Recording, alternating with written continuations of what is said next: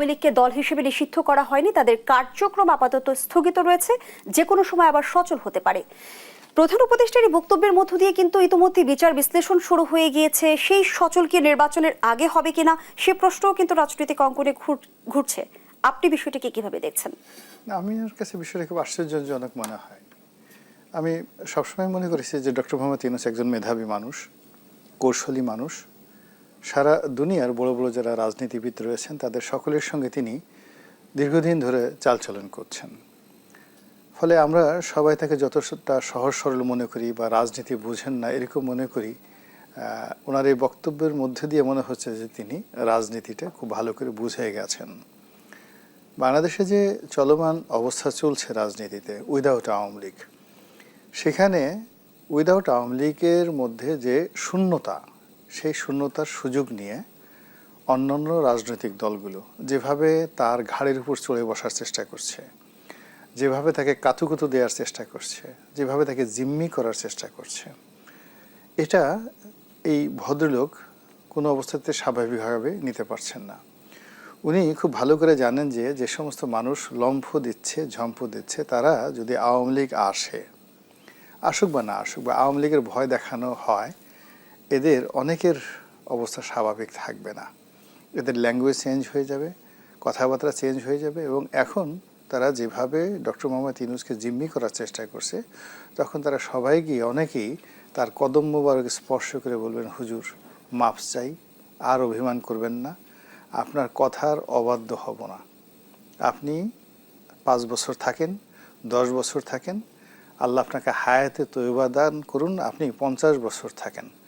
এখন আপনার বয়স 86 বছর, 50 বছর ক্ষমতায় থাকলে আপনার বয়স হবে 136 বছর। মানব জাতির ইতিহাসে কোনো শাসক 136 বছর বয়স পর্যন্ত ক্ষমতায় থাকেনি। আমরা আপনার জন্য দোয়া করব, জিকির করব, আজকার করব, বিশাল বিশাল যজ্ঞ অনুষ্ঠান করব। এবং যেভাবে ভারতের লোকজন আপনাকে বেইজ্জতি করছে, আপনাকে অসুর বানানোর চেষ্টা করছে দুর্গাপূজাতে, আমরা তার উল্টা বানাবো। আপনার জন্য আমরা সবাই বড় বড় মিলাদ করব, মাহফিল করব, কিয়াম করব, তসবি করব, তাহালিল করব, জিকির করে হু হা করব, যাতে আপনার হায়াতে তৈবা বেড়ে যায় এবং আপনি আরও 50 বছর আমাদের মধ্যে থাকবেন।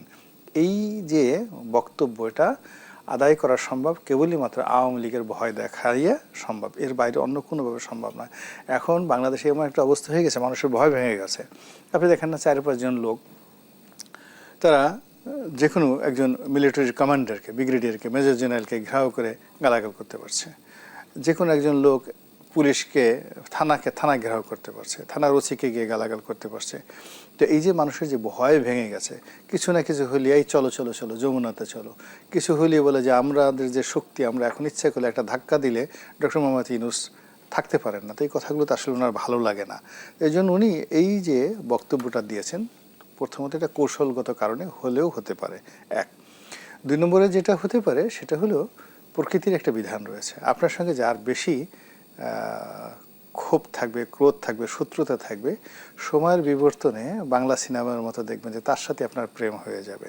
দেখেন না, নায়িকার সাথে নায়কের খুব ধাক্কা লাগে, তারপর নায়িকা খুব গালাগালি করে, নায়কও খুব গালাগালি করে, এরপর একে অপর সাথে তেড়ে আসে যে মেরে ফেলবো, খেয়ে ফেলবো, এরপর হঠাৎ করে তাদের মধ্যে কী করে যেন প্রেম হয়ে যায়, প্রেমের পরে হঠাৎ গানের পরে বিয়ে থা, সব কিছু হয়ে যায়। তো এরকম রাজনীতিতে একই অবস্থা। রাজনীতিতেও দেখবেন যে যে সমস্ত মানুষের সঙ্গে যাদের সবচেয়ে বেশি শত্রুতা থাকে, এরকম আমি 71 থেকে এই পর্যন্ত বলতে পারি, সবচেয়ে একটা সময় বঙ্গবন্ধুর সেই চামড়া দিয়ে ডুগডুগি বাজাতে চেয়েছেন মতিয়া চৌধুরী, অথচ সময়ের প্রয়োজনে সেই মতিয়া চৌধুরী আওয়ামী লীগের সবচেয়ে বিপদের সময় আওয়ামী লীগে অংশগ্রহণ করেছেন। যখন বঙ্গবন্ধুর একেবারে বাংলাদেশের সবচেয়েতে মানে কি বলবো, আকাশের সূর্যের মতো যার প্রভা রাজনীতিতে, ঠিক সেই সময়টাতে তার বিরুদ্ধে দাঁড়িয়ে স্বতন্ত্র নির্বাচন করেছেন সুরঞ্জিত সেনগুপ্ত। তো সেই সুরঞ্জিত সেনগুপ্ত আওয়ামী লীগ যোগদান করেছেন। হাসানুল হক ইনু, রাশেদ খান মেনন, মানে মেনন সাহেব এবং ইনু সাহেব, আপনি 70-এর দশক 60-এর দশক ছাড়া বুঝতে পারবেন না যে এই মানুষগুলো বাংলাদেশের প্রেক্ষাপটে কত বড় নেতা ছিলেন, পাহাড়ের মতো নেতা। এবং তাদের রাজনীতি ছিল বঙ্গবন্ধু বিরোধী রাজনীতি, আওয়ামী লীগ বিরোধী রাজনীতি। সেই মানুষগুলো দেখেন আওয়ামী লীগের কথা মতো, শেখ হাসিনার কথা মতো তারা হজ করে আসছে, উমরা করে আসছে, তো এই হলো অবস্থা। তো রাজনীতিতে শেষ বলে কোনো কথা নাই। তো সেই দিক থেকে যেহেতু ডক্টর মোহাম্মদ ইউনূসের দ্বারা শেখ হাসিনা ক্ষমতাচ্যুত হয়েছেন, ফলে আবার তার দ্বারা তিনি যে ক্ষমতায় বসবেন না এটা বলা যায় না, এবং এটাই হলো প্রকৃতির বিধান, এই জিনিসটা এমন হতে পারে। আর সর্বশেষ যেটা হলো যে ডক্টর মোহাম্মদ ইউনূস যদি দীর্ঘমেয়াদে ক্ষমতায় থাকতে চান, 5 বছর থাকতে চান, 10 বছর থাকতে চান বা 50 বছর থাকতে চান, তাহলে এই রাজনীতির ময়দানে এখানে যত বেশি সহিংসতা থাকবে, যত বেশি প্রতিযোগিতা থাকবে, যত বেশি একে অপরের সঙ্গে প্রতিযোগিতা থাকবে, থাকার পরে সব মানুষ তাকে শালিশ হিসেবে মানবে। এখন বাংলাদেশে যে অবস্থায় হোক না কেন, ধরুন শেখ হাসিনা এলেন না, শেখ পরিবারও এলো না, কেবলমাত্র আওয়ামী লীগকে রাজনীতি করার অনুমোদন দেওয়া হলো এবং আওয়ামী লীগ অফিস খুলে দেওয়া হলো এবং পুলিশ প্রশাসন নিউট্রাল করে দেওয়া হলো যে ঠিক আছে, পুলিশ সেনাবাহিনী ওখানে যাবে না, গুলিস্তানে পুলিশ সেনাবাহিনী যাবে না, আওয়ামী লীগের লোক মানে ওখানে বসে মিছিল মিটিং করতে পারবে। আপনি একটু এই টেবিলে বসে আজকের দিনের বাস্তবতা চিন্তা করেন তো, যে এই তোরা রাজুতে আয়, এই পার্টি এখন এই তোরা বঙ্গবন্ধু অভিনেতা আয়, এটা কি সম্ভব? কিংবা বিএনপির লোক কি পল্টন থেকে দলে দলে গিয়ে ওখানে গিয়ে আওয়ামী লীগের অফিসে ওই আওয়ামী লীগের নেতাকর্মীদের ফিরানোর জন্য যাবে? আমার কাছে মনে হচ্ছে না। ফলে এই আপনি আমি যে জিনিসটা বুঝি, আমাদের সাথে অনেক অনেক বুদ্ধিমান বিশ্বনন্দিত একজন নোবেল লরিয়েট, তিনি তো এই বিষয়গুলো খুব ভালো করে বুঝেন। ফলে মানে সবে তো উনি কথাবার্তা বললেন, তো এই কথাবার্তা বলার পর এই কটাই আমার কাছে ব্যাখ্যা মনে হলো। এরপরে কিন্তু আওয়ামী লীগের নিষেধাজ্ঞা তুলতে আন্তর্জাতিক অঙ্গন থেকে কোনো চাপ আছে কি? না, এটা আন্তর্জাতিক অঙ্গন থেকে উনি তো চাপে কখনোই নত হবেন না ডক্টর মোহাম্মদ ইউনূস। বিকজ যারা চাপ দেয় তারা তো সব ওনার এক পক্ষ ডান পকেটে আর এক পক্ষ বাম পকেটে। আপনি চিন্তা করেন, উনি জাতিসংঘের মহাসচিব বাংলাদেশকে নিয়ে আসছেন, এনে তাকে পাঞ্জাবি পরিয়ে ছেড়েছেন, পাঞ্জাবি পরে রোজার মাসে তিনি তাকে সেখানে নিয়ে গেছেন। আবার দেখেন এই যে জাতিসংঘের অধিবেশনে গেছেন এবং মানে ওনার সঙ্গে জাতিসংঘের মহাসচিব হ্যান্ডশেক করতে গিয়ে যেভাবে হাসি দিয়েছেন, মনে হলো যে ওনার চোখে মুখে পূর্ণিমার হাসি। এবং দুই বন্ধু মানে দুজনের সাথে মনে হয় যেন একেবারে হংসমিথুন। তো এই যে ওনাকে চাপ দেবে কে? দেয়ার ইজ নো বডি, তাকে চাপ দেওয়ার মতো কিছু নাই। তার যেটা সমস্যা নরেন্দ্র মোদীর সাথে, ভারতের সাথে, শুধু শেখ হাসিনার জন্য সমস্যা। আদারওয়াইজ তিনি যদি এখন বাংলাদেশে বলেন যে শাহবাজ শরীফ বা পাকিস্তানের প্রধান সেনাপতি এখন আমার সঙ্গে সকালবেলা মানে আমি নাস্তা করবো এদের সঙ্গে, তারা চলে আসবে বাংলাদেশে। তিনি যদি এখন বলেন যে আমি আফগানিস্তানের এখন যারা ক্ষমতাধর লোকজন আছে আমি তাদের সাথে বসে চা খেতে চাই, তারা চলে আসবে না এখন। তো ওনাকে আমরা যত মনে করছি, আসলে ঘটনা তো তা না। উনি ওনার মতো চলছেন, উনি ওনার মতো 104 জন নিয়ে সেখানে গেছেন, মেয়েকে নিয়ে গেছেন, 2টো মেয়েকে নিয়ে গেছেন। উনি অসম্ভবকে মানে সম্ভব করা একজন মানুষ।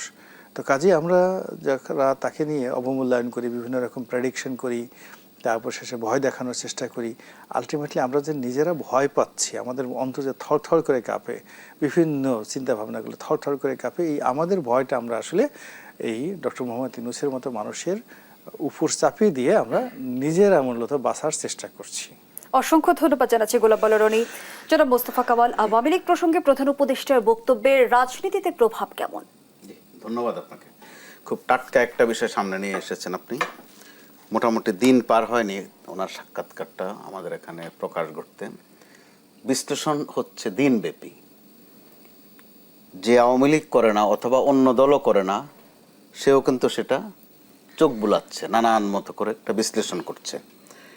প্রশ্ন এখানে একটা প্রাসঙ্গিক আসে যে এই পর্যন্ত গত 1 বছরেরও বেশি সময় ধরে ডক্টর ইউনূস যেসব গুরুত্বপূর্ণ কথাগুলো বলেছেন প্রায় প্রত্যেকটাই বিদেশি গণমাধ্যমের সাথে।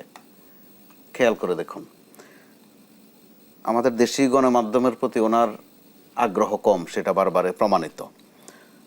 নির্বাচন প্রশ্নে এর আগে যতবার কথা বলেছেন, সংস্কার প্রশ্নে যত গুরুত্বপূর্ণ কথা বলেছেন, আওয়ামী লীগ প্রশ্নে বলেছেন, বেশিরভাগই হচ্ছে বিদেশি গণমাধ্যমের সাথে।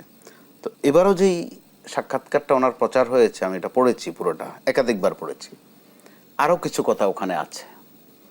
তো প্রথম বিষয় হচ্ছে যে আওয়ামী লীগ এত প্রাসঙ্গিক হলো কেন ঠিক এই রকম সময়ে।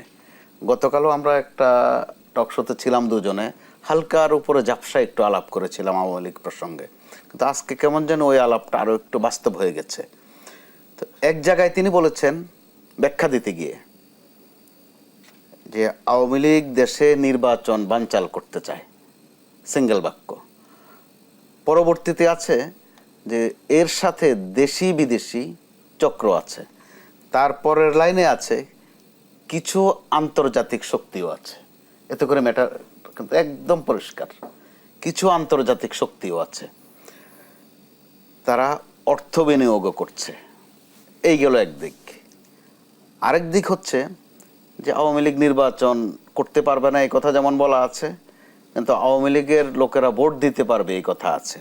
তো স্বাভাবিকভাবে প্রশ্ন আসে যে ভোট দেওয়াও একটা অধিকার, ভোট চাওয়াও একটা অধিকার, ভোট নেওয়াও একটা অধিকার। তো এখানে আংশিক অধিকারের কথা তিনি বলেছেন, অর্থাৎ ভোট দিতে পারবে। এইগুলো একটা বিষয়। প্রতীক থাকবে কিনা এটা কি বলছিলে কিছু? প্রতীক, নৌকা প্রতীক, প্রত্যেকটা উল্লেখ করেনি ওইভাবে। আচ্ছা। এরপরে একটা বিষয় খুব গুরুত্বপূর্ণ, যে কোনো সময় শব্দটা আছে। তো যে কোনো সময় বলতে কি সেটা নির্বাচনের আগে কিনা প্রশ্ন আসে। কিন্তু আবার আলোচনা আছে অংশগ্রহণমূলক নির্বাচন।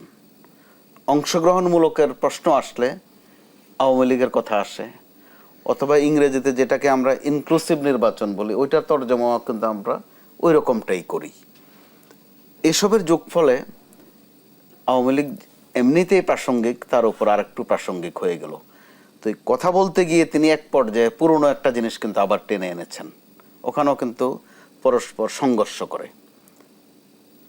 যেটা বলেছেন তিনি আসতে চাননি, অর্থাৎ ক্ষমতায় আসতে চাননি, তাকে খুব পীড়াপিড়ি করাতে তিনি এসেছেন। কিন্তু এর আগে আবারও একটা বিদেশি গণমাধ্যমের সাথে তিনি বিস্তারিত ব্যাখ্যা দিয়েছেন যে গত সরকারের পতন এবং তার ক্ষমতারোহণ দুইটার মধ্যে একটা মেটিকুলাস বিষয় আছে। তো ওর সাথে এটা কিন্তু সংঘর্ষ করে। তো মেটিকুলাসের বাংলা হচ্ছে সুপরিকল্পিত অথবা নিখুঁত পরিকল্পনা। ব্যাখ্যায় বলা হয়েছে বাংলা অভিধানে যেটা, যে ব্যর্থ হবে না নিশ্চিত ওই পরিকল্পনাকে বলে মেটিকুলাস। তাহলে মিলে না কিন্তু।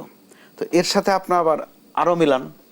তো শেখ হাসিনা তো গত ক্ষমতা ছাড়ার 1.5-2 বছর আগ থেকে প্রতিটা সপ্তাহে 2-1 বার কিন্তু ডক্টর ইউনূসের কথা বলতেন যে তিনি ষড়যন্ত্র করছেন, যে কারণে এক পর্যায়ে বলেছেন পদ্মা সেতু থেকে ফেলে দেয়া, টুস করে ফেলে দেয়া, ফেলে দিয়ে আবার তুলে ফেলবেন, রাখবেন না, যেন না মরে, না মরে, মারবেন না, শুধু ফেলে দিয়ে আবার টুস করে তুলে ফেলবেন। তো এগুলো যদি আপনি সমীকরণে মিলান, একটার সাথে আরেকটা যেমন সংঘর্ষ করে। আবার যে কথাটা তিনি নতুন করে বললেন, এর আগে সম্ভবত সেটা স্বরাষ্ট্র উপদেষ্টা বলেছিলেন যে তিনি কোথায় যাচ্ছিলেন, গাড়ির একদিকে কাঁচ খোলা ছিল, ওখান থেকে কয়েকজন তাকে বলেছেন যে আপনারা আরো 5 বছর থাকেন। এবার প্রধান উপদেষ্টা তো বলেছে 5 বছর, 10 বছর, এমনকি 50 বছরের কথা বলেছে। এতে করে স্বরাষ্ট্র উপদেষ্টার ওই সময়ের বক্তব্যটারও কিন্তু ভ্যালু বেড়ে গেল। আমরা যারা সমালোচনা করেছি আমাদের নতুন করে ভাবতে হচ্ছে ওই বিষয়টা। তো এখন এরপর অপেক্ষার বিষয় আছে আমাদের, যে যেহেতু বিদেশি গণমাধ্যমের সাক্ষাৎকার, সেটার কোনো সংশোধন অথবা ব্যাখ্যা আমাদের কাছে নেই।